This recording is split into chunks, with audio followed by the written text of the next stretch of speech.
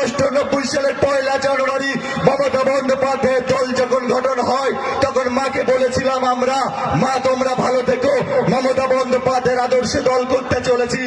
স্ত্রীকে আমরা বলেছিলাম, স্ত্রী তোমরা সন্তানকে নিয়ে ভালো থেকো, বাড়িতে যদি কোনো সাদা কাপড় থাকে আমাকে দাও, সাদা কাপড় আমি কপালে পরতে চাই। সেই সাদা কাপড় কোনো সাধারণ কাপড় ছিল না, সেটা ছিল কাফনের তুল্য, কাফনের তুল্য, কাফনের তুল্য। সেই কাফনের কাপড় মাথায় বেঁধে তৃণমূল কংগ্রেস সিপিএম এর বিরুদ্ধে লড়াই করেছিল। আর আজকে এরা ধমক চমক দিচ্ছে। আরে ধমক চমক অনেক শুনেছি, তোমরা ধমকালে আমরা চমকাতে জানি, চমকালে আমরা গর্জাতে জানি, গর্জালে আমরা বর্ষাতে জানি।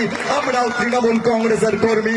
আমাদের নেত্রী সোনিয়া গান্ধী নয়, আমাদের নেত্রী ভারতী ঘোষ নয়, আমাদের নেতা রাহুল গান্ধী নয়, আমাদের নেতা অধীর রঞ্জন চৌধুরী নয়, আমাদের নেতা নরেন্দ্র মোদী নয়, আমাদের নেত্রী ওয়ান অ্যান্ড অনলি দীর্ঘ 34 বছরের অসুরতুল্লাহ বামপ্রাণ বিনাশিনী অগ্নিকন্যা মমতা বন্দ্যোপাধ্যায়। তাই একটা কথা বলি বন্ধু, 80 বছর আগে যখন ব্রিটিশ শাসন করেছিল ভারতবর্ষ পরাধীন ছিল, আর আজকে নরেন্দ্র মোদী শাসন করছে, আমরাও পরাধীন রয়েছি।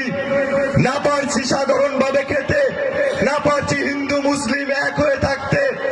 আজকে মুসলিমদের রাস্তার উপর নামাজ পড়াকে বন্ধ করে দিচ্ছে, মুসলিমদের দাড়ি টেনে বলছে বললো জয় শ্রীরাম। ওরা জানে না 1949 সালে ভারতীয় সংবিধান রচনাকালে সংবিধান আমাদের অধিকার দিয়েছে বলার লা ইলাহা ইল্লাল্লাহু মুহাম্মাদুর রাসূলুল্লাহ সাল্লাল্লাহু আলাইহি ওয়াসাল্লাম, এবং অধিকার দিয়েছে সকালবেলায় শঙ্খধ্বনি বাজানোর। অর্থাৎ ধর্ম নিরপেক্ষতা হচ্ছে আমাদের পরিচয়। আজকে তারা আমাদের দেশের পরিচয়কে লণ্ঠন করছে। আমার দেশের পরিচয় কি হিন্দুত্ব নয়, আমার দেশের পরিচয় কোনো হিন্দুত্ব নয়, আমার দেশের পরিচয় কোনো মুসলিমত্ব নয়, আমার দেশের পরিচয় কোনো খ্রিস্টিয়ানত্ব নয়, আমার দেশের পরিচয় হলো তার ধর্ম নিরপেক্ষতা। এই হলো আমার দেশের পরিচয়। তাই আজকে একটা কথা বলি,